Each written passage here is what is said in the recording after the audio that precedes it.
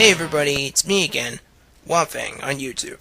Starting with How to Train Your Dragon in 2010, DreamWorks Animation has not only matched, but at times also exceeded Pixar, with their ability to make otherwise outrageous and outlandish story concepts seem interesting and engaging. When I first saw the trailers for DreamWorks' newest movie, Turbo, however, I was completely and utterly not convinced that such a story like this could even quote-unquote qualify to be in the running for being one of the best animated movies of the year. I went into this movie expecting a minor speed bump, and what I got instead was a fast-paced and funny animated movie that absolutely exceeded my expectations, although it just fell short of matching Dragons to be the best DreamWorks animated movie ever made.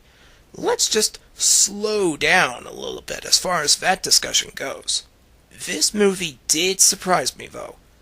We follow Theo, played by Ryan Reynolds, who previously shined as Guy in DreamWorks' comedic animated adventure The Croods, and a community of garden snails living in a suburban neighborhood in California.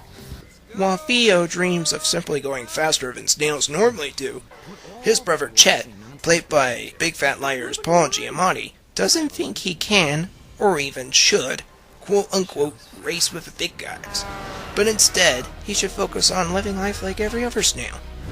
Then one night, while looking out over the 101, hijinks ensue, and those events cause him to suddenly have the ability of super speed.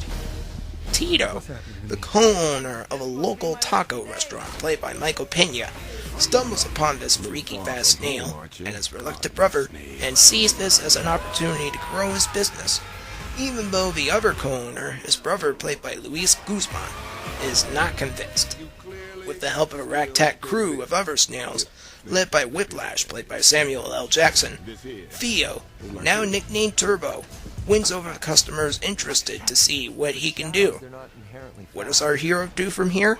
He simply dreams bigger. How big? I don't know. Try, I want to compete in the Indy 500 big.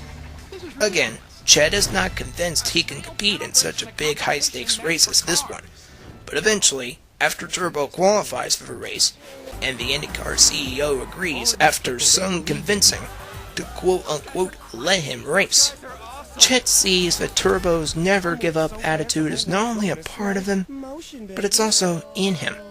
It always has been, even before he got his powers.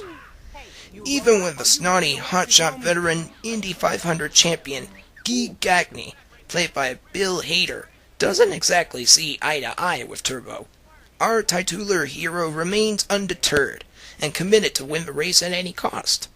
Let's just say you'll be left in the dust by what happens in that climactic race. While watching this movie, I couldn't help but think back to Pixar's 2006 animated movie Cars, my favorite Pixar movie of all time. Then pleasantly surprised by how this animated thrill ride goes one step beyond and, in a photo finish, edges out the adventures of Lightning McQueen and Mater to be one of the best racing-oriented animated movies ever.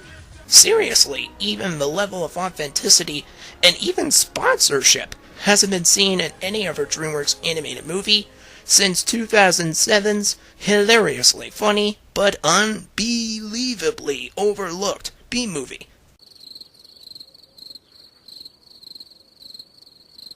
Oh, yeah, that's right, B-movie. I thought it was fun. All the cast members play their parts perfectly, but one standout for me is Reynolds, who perfectly conveys Turbo's relentless drive and determination to win at all costs. And this movie even gives us a very relevant, if also very familiar message. No dream is too big, and no dreamer too small. Even though it's not quite on par with Dragons as far as the best movie ever made by DreamWorks Animation, Turbo is really hilarious, and also really fun family entertainment that everybody will enjoy. I give this movie a surprising 3.5 out of 4 stars. And it's, of course, rated PG. I'm never going slow again! For more animated movie reviews, check out all my YouTube channels. Don't forget to like, comment, and subscribe.